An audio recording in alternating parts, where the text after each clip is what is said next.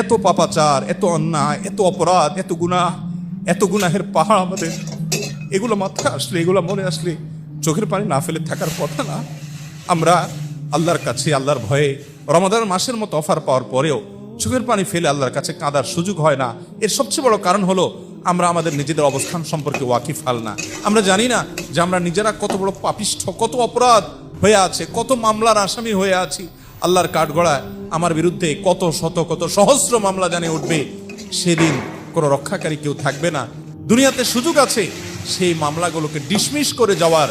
অনেক হতভাগা আছে, অনেক হতভাগা আছে। গোটা রমাদান জুড়ে অনেক ইবাদত করেছেন মাশাআল্লাহ।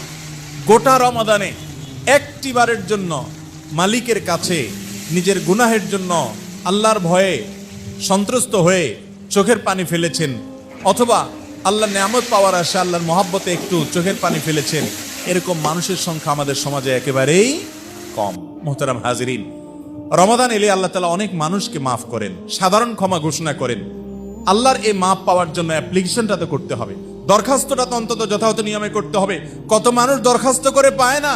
আপনি দরখাস্ত করা ছাড়া কিভাবে কল্পনা করেন আপনি পেয়ে যাবেন?